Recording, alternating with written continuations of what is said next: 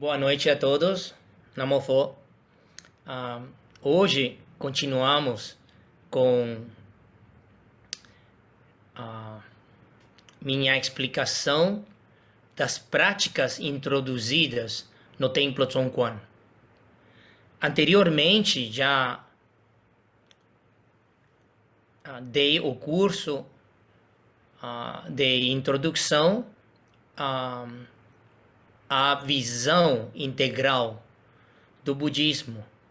E agora vamos a coisas mais pragmáticas, que são práticas introduzidas no Templo Zhongguan. E como sempre, começar com a recitação do nome do Buda Shakyamuni 3 vezes. Okay? Por favor, juntem as palmas. Namo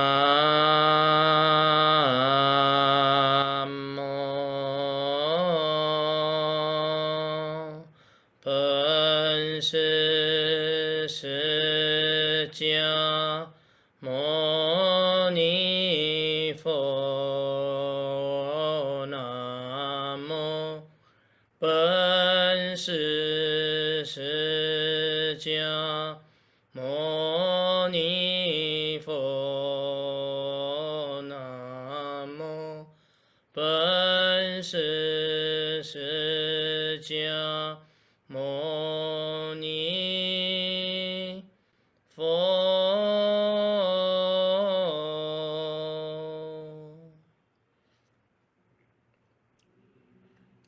Verso de abertura de sutras. O Dharma insuperável, profundo e maravilhoso é difícil de se encontrar em centenas de milhões de kalpas. Agora que posso vê-lo e ouvi-lo, consigo recebê-lo e conservá-lo. Desejo compreender o verdadeiro significado do Tathagata. Namofo. Então, vamos começar com a palestra, explicação das práticas introduzidas aqui no Templo Zhongguan, e aproveito esta oportunidade para falar também sobre o templo, sobre diferentes aspectos da história deste templo e pelo menos informações importantes. Okay? Esta é a fotografia que temos aí na sala de Sangha. E já para aqueles que conhecem o templo, sabem que este está na frente do salão de Buda. E aqui diz Da Xiong Bao Dian. Da Xiong é grande herói. Okay? E Bao Dian é Dian é salão, e salão precioso, de tesouro do grande herói, que é salão do Buda. Okay? E essa foi a inauguração do Templo Zhongguan em 1993. E justamente o mesmo ano que eu me tornei monge em Taiwan. E aqui está o mestre Puxian, o fundador do templo. E ao lado dele é mestre Shengyan, o fundador de Dharma Drum.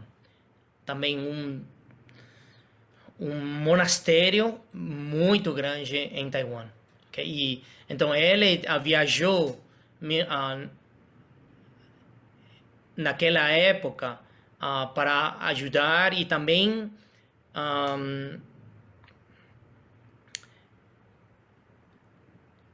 inaugurar o templo com o mestre Puxian. Okay? E vamos.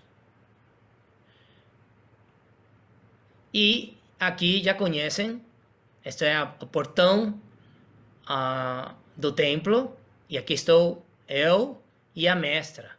Okay? E eu acho que o ano que vem a mestra e eu vamos ser monges já faz 30 anos. E o mestre Pusen, que tornou monge aos 20...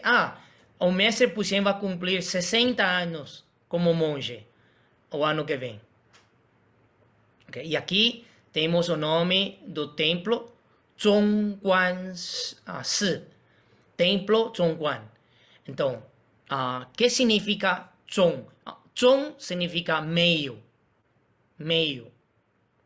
E sendeiro do meio, caminho do meio, meio. E Quan significa contemplação, investigação, observação.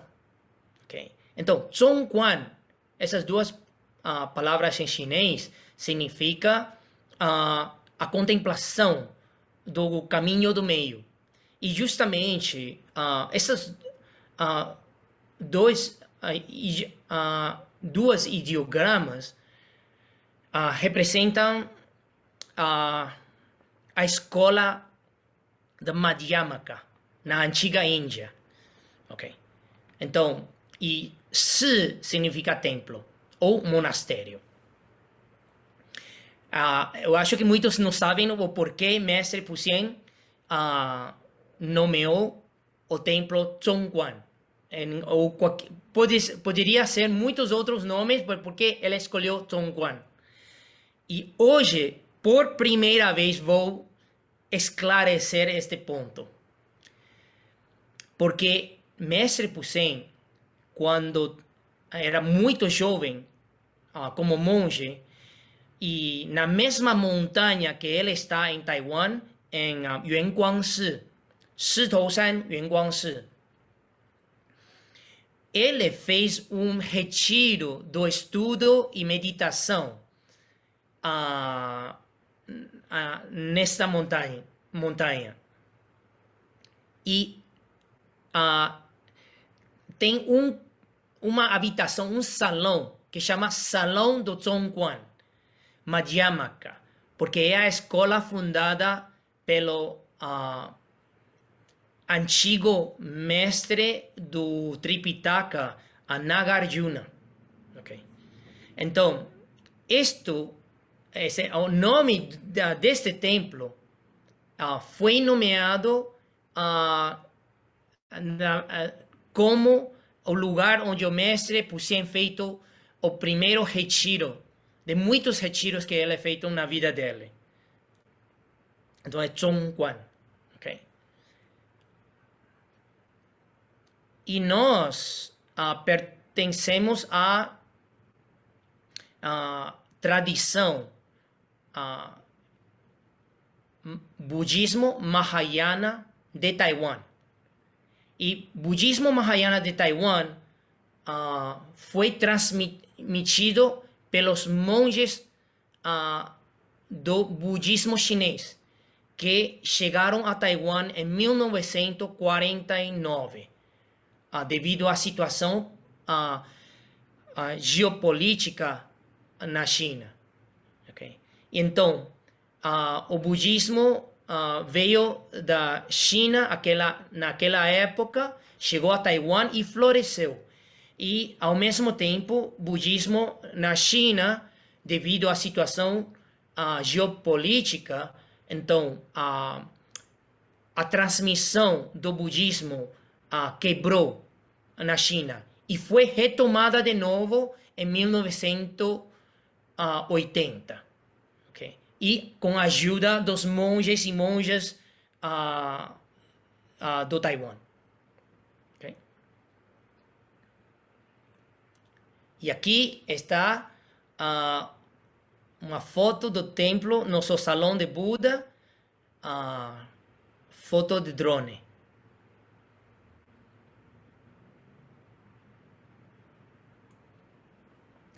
E aqui estamos na frente do salão do Buda.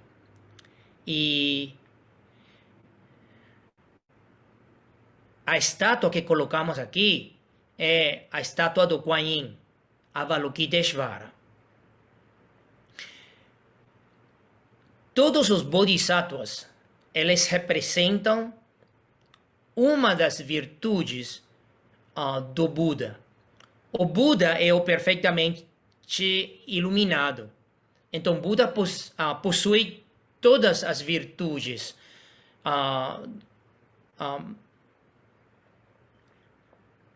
da prática. Mas cada Bodhisattva, o nome deles, representam uma virtude em particular, como para que sobressai ou ressaltar, enfatizar a uma virtude. E, nesse caso, o Bodhisattva Avalokiteshvara é conhecido como o Bodhisattva da grande compaixão. E a virtude dela é a compaixão. Todos os Bodhisattvas que nós lemos nos textos são Bodhisattvas da mesma época do Buda, tanto como todos os Arhats. Mas a maneira de entender isso é por que os nomes dos Bodhisattvas usualmente não aparecem nos textos Sravakayanas. É porque os textos Sravakayana foram compilados pelos Arhats. Então, eles somente se limitam aos ensinamentos sobre Sravakayana. Mas os textos Mahayana foram compilados com o tempo, porque o Buda ensinou por 45 anos, e às vezes falamos que por 49 anos, ao redor do rio Ganges. Okay? Então, Guan Yin Pusa, ou Guan Shi Yin Pusa, o Bodhisattva da grande compaixão. Agora, a tradução ao chinês é a tradução da palavra em sânscrito, que é Avalokiteshvara. E isso significa aquele que pode ouvir vozes dos seres. E que tipo de vozes? Os sons. Ouvir sofrimento dos seres. Então, ao ouvir sofrimento do mundo, o Bodhisattva Avalokiteshvara alivia os seres através dos ensinamentos do Dharma. E para que vocês saibam, o que colocamos, é o que nós colocamos oferenda aos seres às 17h40, mais ou menos às 18 da tarde, e convertemos comida aos seres, em particular aos seres fantasmas errantes. E, por suposto, sempre os pássaros sabem esse horário e vêm e esperam aí afora, quietinho, esperando a comer o que depois de fazer a oferenda aos fantasmas errantes. Okay? Vamos. E aqui, ao entrar no salão do Buda, ao lado direito, podem ver muitos volumes dos livros. E este é a coleção do Tripitaka, chama Tripitaka Qianlong, nomeado com o nome do imperador Qianlong Huangdi, imperador Qianlong, da dinastia Qing. Então, tudo isso tem 160 volumes. E toda a coleção do Buda Dharma, seja de Vinaya, Sutra, Shastras, que são comentários, estão aqui, incluindo os comentários dos grandes mestres na antiga China. E esse é Tripitaka Taisho, que é Tripitaka compilado pelos japoneses, utilizando o Tripitaka que veio da antiga China, ok? Então, toda essa coleção, também de 160, mais ou menos, volumes, já foram digitalizados. E é todo online e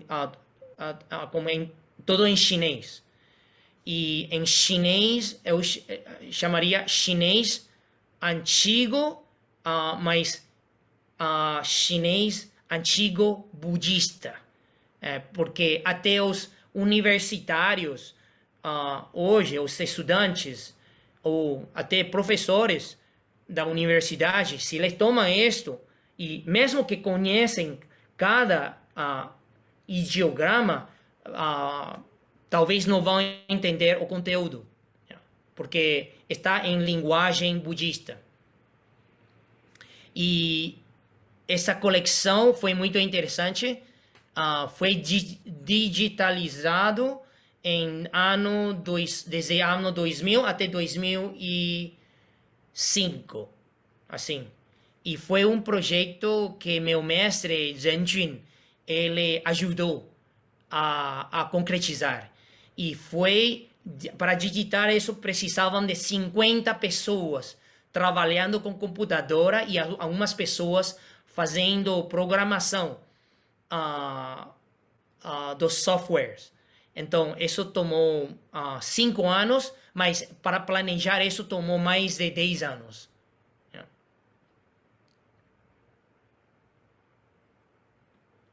Ok. Então, aqui temos o nosso altar. Ok. E aqui no meio, o mestre Pusen trouxe em containers estátuas dos 3 nobres da terra pura do Amitabha. Ok? Xifang Sansheng. Então, aqui temos no centro, temos o Buda Amitabha, porque sabemos que é Amitabha. Na verdade, todos os Budas têm uma aparência muito similar. Mas, e cada região tem a própria característica para Budas. Mas, como distinguimos Buda Amitabha com Buda da medicina? Pode ser por cor, porque Buda da medicina tem de cor de azul. E Buda Amitabha é mais dourado. E o Buda Amitabha tem aqui na frente, a mão é a flor de lótus. E se é flor de lótus, é Buda Amitabha. Okay? E essa flor de lótus, segundo os textos, quando aqueles que querem renascer na terra pura do Amitabha, no momento da morte, o Buda Amitabha e os Bodhisattvas vão aparecer para receber. Então, a pessoa vai sentar no lótus e o Buda Amitabha vai levar essa pessoa à terra pura.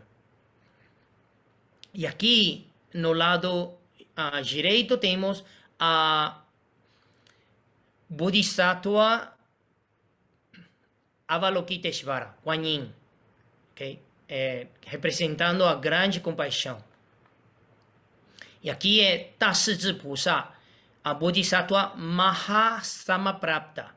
Maha significa grande, Samaprapta é força, grande força. Okay? E também pode ser entendido como grande compaixão, sabedoria. Então, sabedoria e compaixão. Mas Mahasamaprapta significa grande força, grande poder. Okay?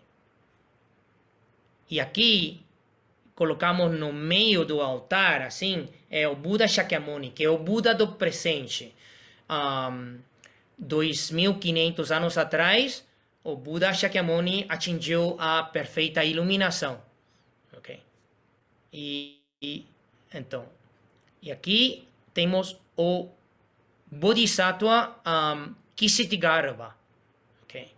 E Kshitigarbha significa tesouro da terra. Okay? Por quê? Porque o Bodhisattva Kshitigarbha feito um voto. Eu não vou tornar ou converter em Buda até se vaziam o inferno dos seres. Que nenhum ser fica no inferno. Todos saem do inferno, aí vai tornar Buda. Isso é o grande voto do Bodhisattva Kshitigarbha. Okay? Então, agora vamos aqui. Wei Tuo Pusa. Essas são as duas estátuas. Esses dois são representantes dos guardiões. Okay? Então, Wei Tuo, na verdade, Wei Tuo é transliterado. Mas a palavra em sânscrito deve ser Veda. Mas muitas vezes falam que é Skanda. Mas Wei Tuo traduz mais como Veda. E ele representa guardiões do Ocidente, no sentido na antiga Índia. Okay? Os guardiões são guardiões celestiais. E aqui, Bodhisattva Sangarama, o guardião Sangarama, o Quan Kon, em taoísmo. E ele é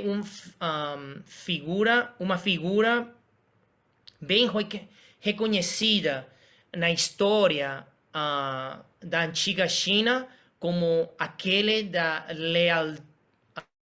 lealdade. É muito leal. Ele é um bom guardião. E nesse caso ele está guardião do Sangarama, significa lugar do Sangha, onde mora o Sangha. Assim. Então, ele é considerado como representante do guardião do Oriente. Okay? Guardião do Ocidente, da Índia, antiga Índia, guardião do Oriente, da antiga China. Assim. Okay? E agora vamos, e isso, quando incensário, podem ver incensário. Okay? E aqui temos Muyu e Qin. Qin. Estes dois são instrumentos da percussão. Okay? E instrumentos da percussão servem para quê? Para guiar a multitude a cantar em uníssono e todo na mesma velocidade. Assim. Ok. E vamos a cada vez mais detalhe das práticas. Todas as práticas têm um porquê. Se uma prática não tem um porquê, não é porque não tem um porquê, porque ninguém explicou o porquê. Então, se você não pergunta porquê, porque você não quer saber o porquê, e se não sabe o porquê, nunca vai entender como fazê-lo bem, porque não sabe. Então, tem que perguntar o porquê. E perguntar a alguém que sabe o porquê. Ok? Porquê? Já entenderam? Ok. Estou jogando um pouco com as palavras em português. Então, de onde provém a prática? Okay. Como fazer a prática? Por que fazer a prática e quais são os benefícios? Na verdade, em todas as práticas budistas, se você somente faz porque alguém diz, tá bom, alguém começo. Mas se quer realmente fazê-lo com coração, você deve saber como surgiu esta prática. De onde provém? Qual é a base filosófica, o porquê dessa prática? Que texto? E que região? Que cultura? Ligado ao que cultura do budismo? E depois, como fazer a prática? E se eu faço a prática e faço bem, que tipo de benefícios vão surgir? Okay. E essas são perguntas que são razoáveis, importantes, para que uma prática seja coerente. E a longo prazo toma ainda mais força. E não é que você faça algo por fazer. Por que está fazendo essa prática? Porque o mestre me pediu. Mas por quê? Que muda? Que ajuda? Como purifica a sua mente? Então, isso é importante. Okay? Então, tudo tem um porquê. E se eu não posso responder o porquê, porque não sei. E então vou pesquisar para vocês, tá bom? Ok. Os gestos e condutas principais. Ok. Aqui é o salão do Buda. Ok. Então, entramos no salão. Quais são os gestos principais? Okay. Primeiro é entrar nesse espaço, é ficar em silêncio. Não é para falar. É para recitar junto. E se os mestres, as pessoas que guiam, perguntam a vocês, sim, pode responder, mas sempre responder não em voz alta. Ok? Outro gesto que é importante é juntar as palmas, assim. Okay? E não é assim, desigualado. Não, é igualado. Assim. E se coloca aqui na frente, peito, aqui tem, um buraco aqui, no centro do peito, colocar aqui. Assim, juntar as palmas. E em sânscrito, essa palavra é anjali, ok? Então, juntar as palmas. Em chinês é hezhang. Reverência é curvar hacia frente, mas não prosternar. Somente curvar. E é 90, curvar 90 graus. E é perpendicular. Assim. É reverência. E então, quando entramos no salão do Buda, fazemos uma reverência e vamos a nosso assento. E ao chegar à almofada, então fazemos uma reverência, 3 prosternações e uma reverência para fechar, e depois aí nos sentamos. E com todas as cerimônias no budismo chinês e também budismo do Taiwan, fazemos isso. Uma reverência, 3 prosternações e uma reverência. E prosternação é um ato do corpo totalmente dobrar e no chão. Assim. E se vocês querem aprender como fazer, então tenho já no YouTube vídeos de instrução. Ok? E gestos inapropriados seriam como falar em voz alta, mesmo sentado, se você precisa como relaxar as pernas, se tem as pernas cruzadas e já com dor, mas não pode pontar solas dos pés hacia na frente, hacia os Budas, hacia as estátuas. O que fazemos é viramos um pouco ao lado, ok? Para não pontar diretamente hacia as estátuas, ok? E tem regras como vestir dentro do salão do Buda e como agir e também qual é a mentalidade adequada da prática dentro do salão do Buda. Okay? Então, vamos falar sobre a rotina diária no templo. E isso é de acordo com a tradição do budismo chinês e budismo do Taiwan. São chamadas as 5 seções de tarefas. Okay? As 5 seções de tarefas. O Tang Gong Ke. Primeira sessão é chamada liturgia da manhã. Então, nós no templo acordamos às 5 de manhã. Então, 5 da manhã acordamos e preparamos para entrar ao salão do Buda. E a liturgia começa primeiro fazemos meditação e depois da meditação fazemos a liturgia. E a liturgia dura mais ou menos 35 minutos, cantado e recitado. E quando terminamos, já imediatamente trocamos a roupa e vamos a café da manhã. E preparamos juntos e às 6:30 já temos café da manhã. Okay? E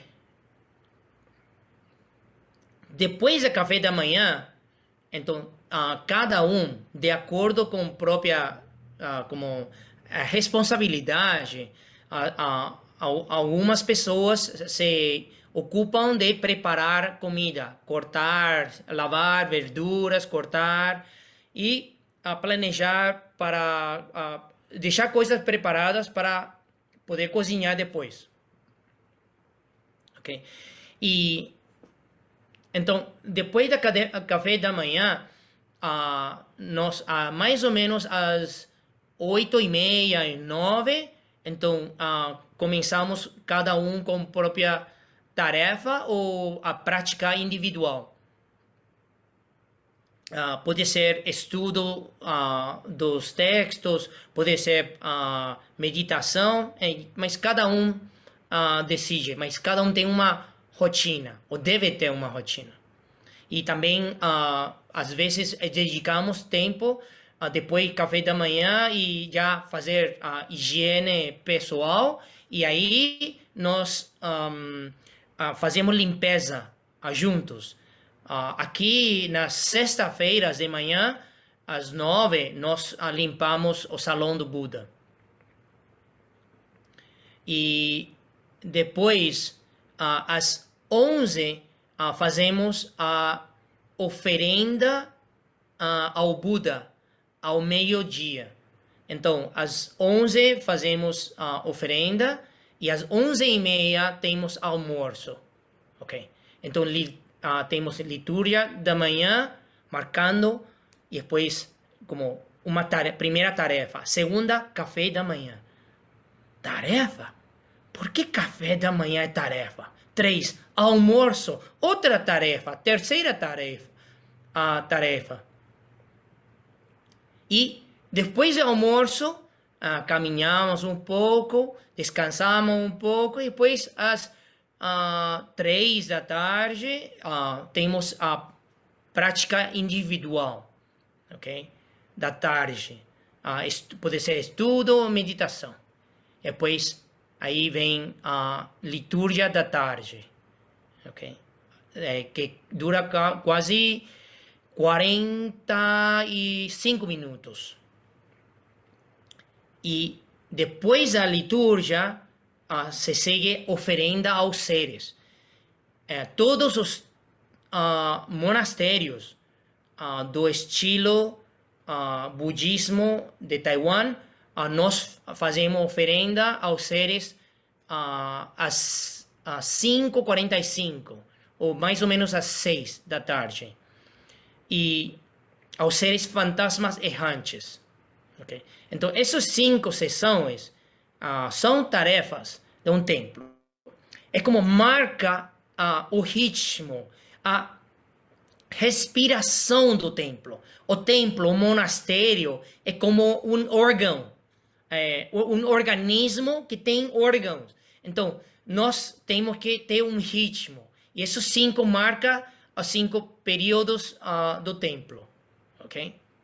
E estava falando que, nossa, aqui temos café da manhã e almoço, ok? E depois, que não é considerado uma prática, é o que chamamos jantar, ok? Depois de oferenda aos seres da tarde, temos jantar e é opcional. E jantar no contexto budista é chamado medicina. Okay? Somente aqueles que precisam comem. Aqueles que não precisam, usualmente, terminam de comer ao meio-dia. Okay? E aí, já às 7, mais ou menos, 7:30, cada um podem fazer prática individual da noite. Okay? Então, comer a comida, café da manhã e almoço. Por quê? Porque são consideradas tarefas. Porque a prática da liturgia da manhã é fácil de praticar. Da tarde também fácil de praticar. Até a oferenda é fácil de praticar. O mais difícil de praticar é quando você está comendo como praticante. Porque comer dentro do contexto do templo, monastério, não é somente se alimentar, é praticar, meditar e praticar observando que é o que você está comendo. Então aí vamos ao aspecto mais interessante e muitas pessoas não entendem. Eu acho que muitos de vocês já visitaram aqui antes da pandemia, nos domingos. E, nossa, 5 a 10 mesas, todos comendo, falando, conversando. Que prática? Obviamente, as pessoas não sabem disto. O refeitório no templo é chamado Salão das 5 contemplações, ok? Então aqui, 十全五观, no momento da comida, tem 5 contemplações. Eu somente quero mostrar essa foto bonitinho e depois, bonitinho, eu vou explicar o porquê. Não somente explicar em chinês, ok? Então, aqui tem, aqui se lê dessa maneira, chinês, ok? E depois tem 2 versos ao lado. E a tradução dessas cinco contemplações está aqui em português, ok? E todos vocês, quando a próxima vez que vem aqui no domingo, tem que ler o que aí disse. Então vamos. Ok. Quais são as 5 contemplações? Primeiro, valorizo todo o esforço empregado na preparação desta comida, prezando sua providência. Isto significa que quantas pessoas, quantas causas e condições, pessoas doando, pessoas plantando vegetais, tudo isso para chegar e a comida ser preparada. Nossa, quanto esforço é necessário. Então, quando nós vemos comida, não estamos discernindo, ai, que rico, não, estamos pensando, nossa, quanto esforço para ter esta comida frente de mim. Ok?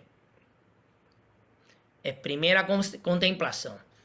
Ok? Tendo comida na frente, temos que ter contexto de que aconteceu para toda essa comida chegar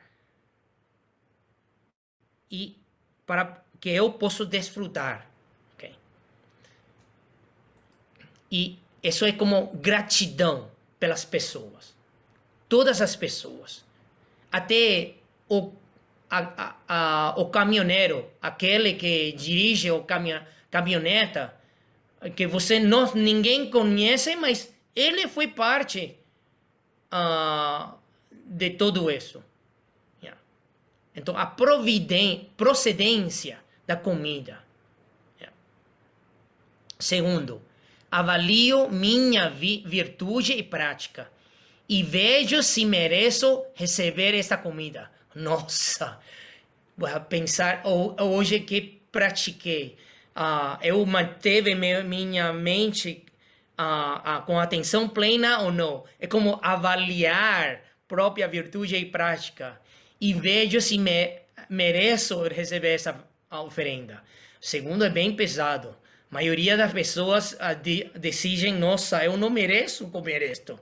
Mas não para aí no segundo. Vamos ao terceiro, ok? E vai convencer a comer depois. Terceiro, protejo minha mente me afastando das transgressões, principalmente da cobiça, raiva e ignorância. Então, nós, não somente durante a contemplação, mas durante o dia, devemos estar protegendo nossa mente e não entrar nas transgressões mentais da cobiça, raiva e ignorância. Okay? E até quando estamos comendo, não cobiçar, não ficar com raiva e não ficar na ignorância. Então, alguém pensa, como? Comer é comer. Como poder cobiçar quando come?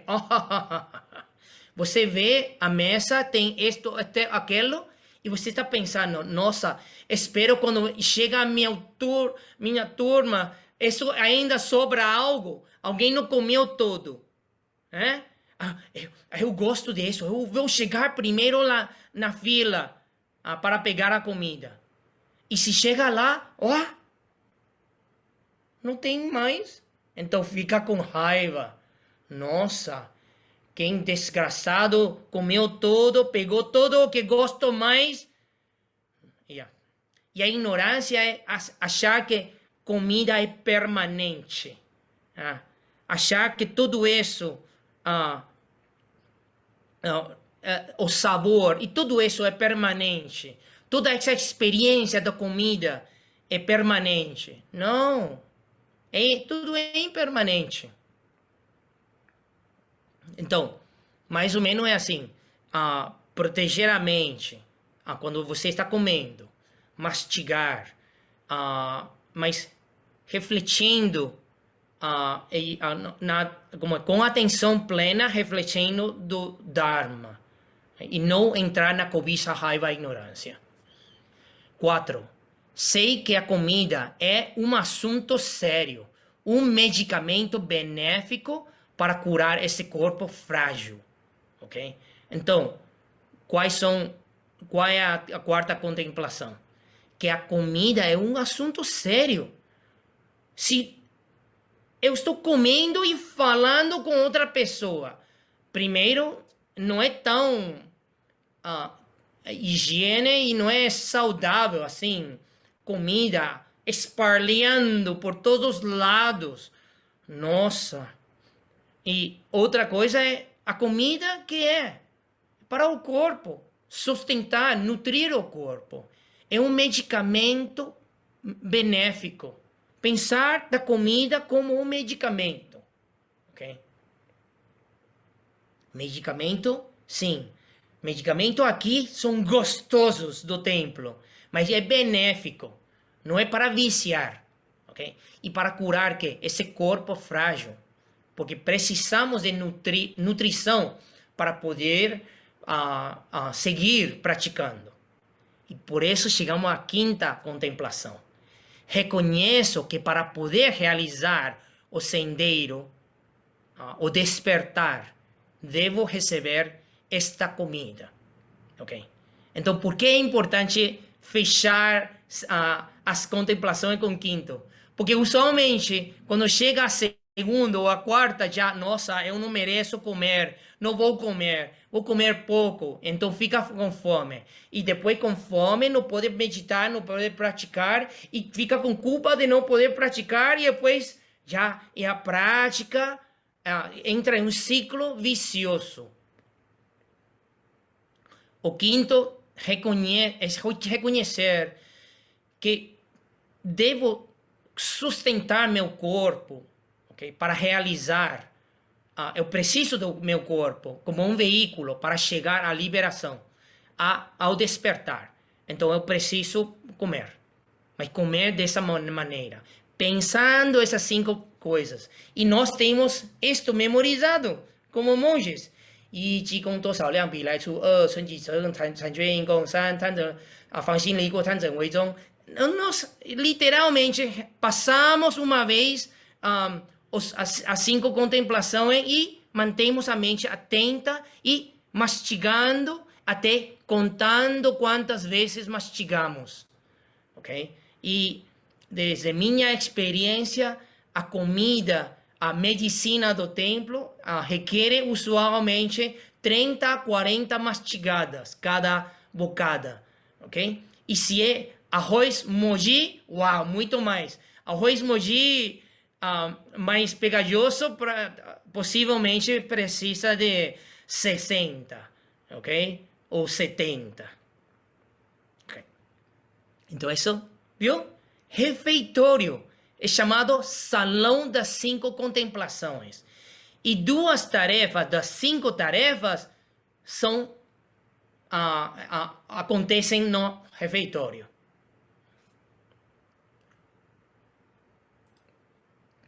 Agora vamos às práticas de recitação. Recitar significa recitar tem som e utilizando a boca, a corda vocal e fazer som. Recitação do nome do Buda ou do Bodhisattva. Okay. Primeiro, nós recitamos como saudação ou cumprimento budista. Namo Pho, Amitofo, Guan Yin Pusa. Depende da prática do lugar, mas tem de todo. Mas é usualmente um nome do Buda ou Bodhisattva. E é como em catolicismo alguém fala, ao encontrar com outro católico, então fala, Deus te abençoe, vai com Deus, amém, ou amém tofo. Isso me ensinou Felipe, amém tofo. Então, aqui, por que nós complementamos umas a outras com o nome do Buda?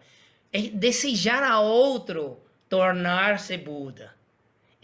Como uma rememoração ou lembrança dos Budas, ou Bodhisattvas. Okay? E qual é a função disto? É uma substituição dos pensamentos negativos. Em vez da a mente não para de pensar, já sabem. Então, se nós não encontramos uma forma, seja com atenção plena no corpo ou na respiração, ou algo para ocupar a mente, como dar um objeto para a mente concentrar, a mente é um desastre. Sempre está pensando de uma coisa a outra que não tem nada a ver com o presente, com aqui e agora. Então, é uma substituição dos pensamentos negativos. E é muito bom praticar, porque cada vez que um pensamento negativo surge, recitar o nome do Buda ou do Bodhisattva. E pode ser qualquer nome que você gosta e sente essa cercania, ok? Aproximação. Por exemplo, aqui no templo falamos Namo Pho, e Namo é sânscrito, significa homenagem, respeito. E Pho é chinês, para Buda, Pho Tho. Então, Namo Pho, 3 sílabas, Namofo, para complementar a outras pessoas. E Namo Amitofo, ou somente Amitofo, significa Amito é curto para Amitabha, infinita luz. Isso é o que Amitabha significa. E Buda é Fo, então Namo Amitofo ou Amitofo, Amitabha, Buda. E Namo Kuan Yin Pusa é Avalokiteshvara, Bodhisattva Avalokiteshvara. Assim. Ok? Então, recitação do nome do Buda. Então, de onde provém essa prática? Onde está a origem dessa prática? Então, se encontra em Sutra do Lótus. E tem um verso que fala assim: se alguém entrar no estupa do Buda e mesmo com uma mente distraída,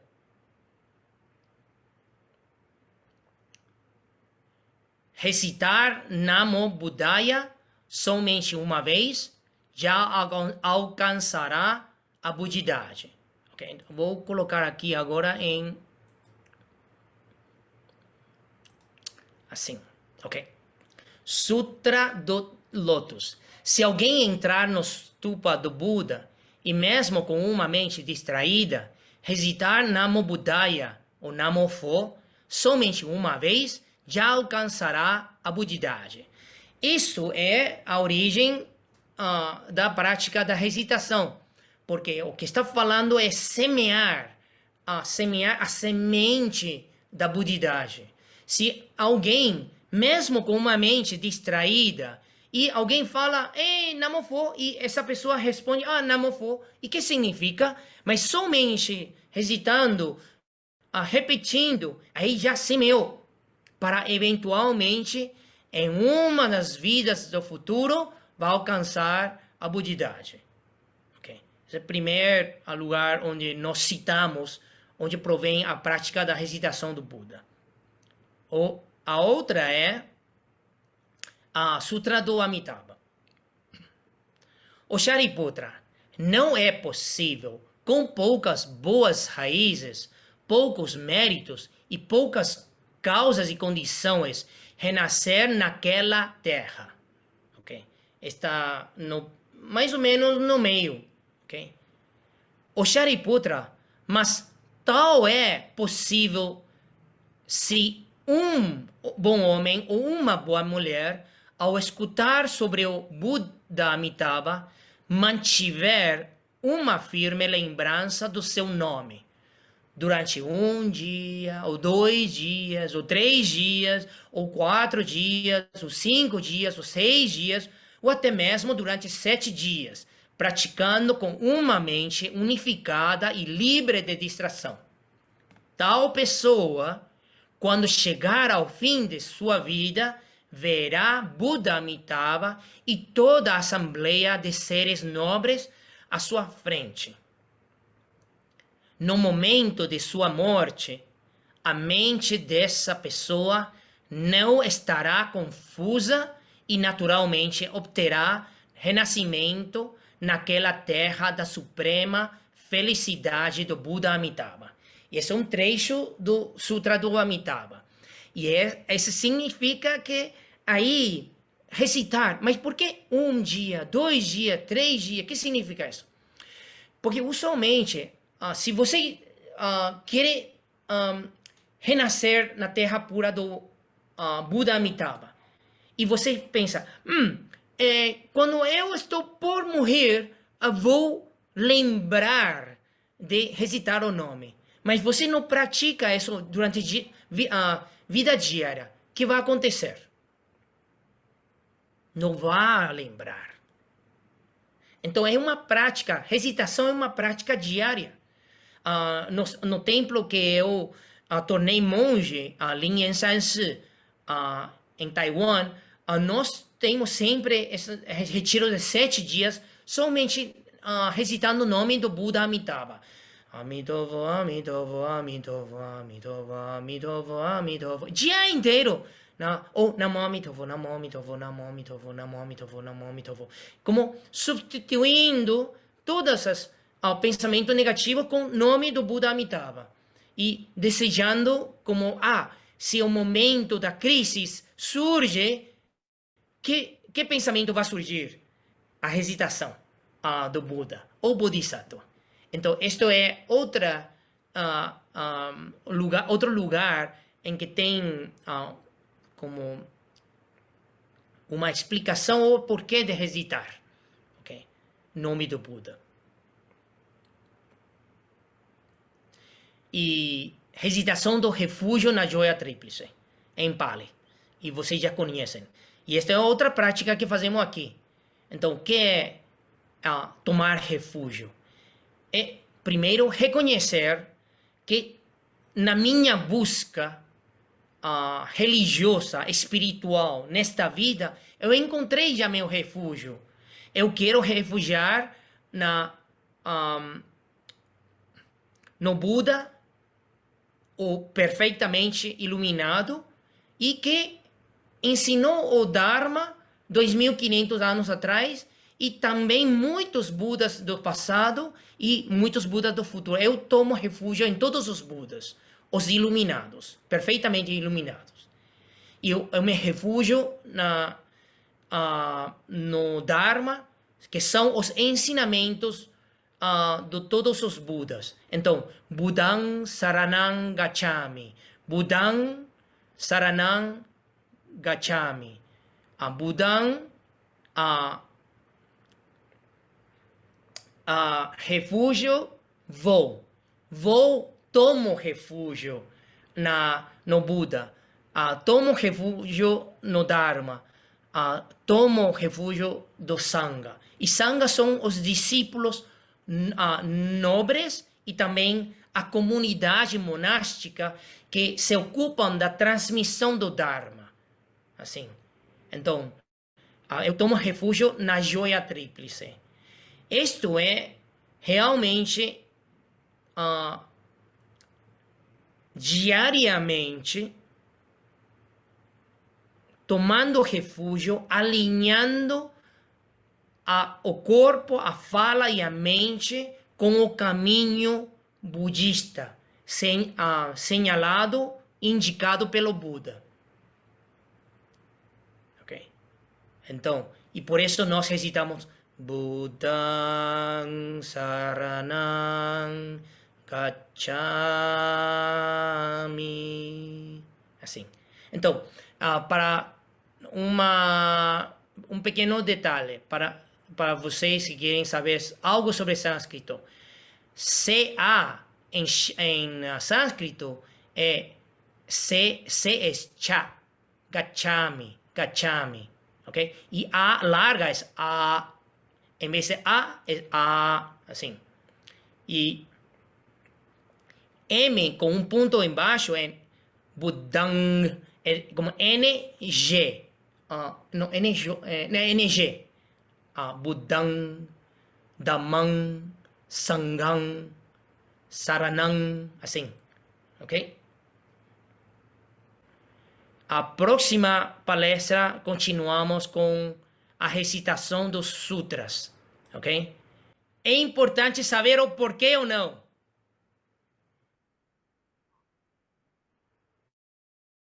Porque o Buda sempre falou, o aprendizado do budismo, do Dharma, não é sobre fé cega. Fé cega não é o jeito do Buda, senhalado pelo Buda, ensinado pelo Buda, ok? Então vamos seguir aprendendo. Ok? Namo Pho. Boa noite a todos. Ok? Obrigada. Boa noite. Boa noite. Boa noite. Obrigado a cada um. Boa noite.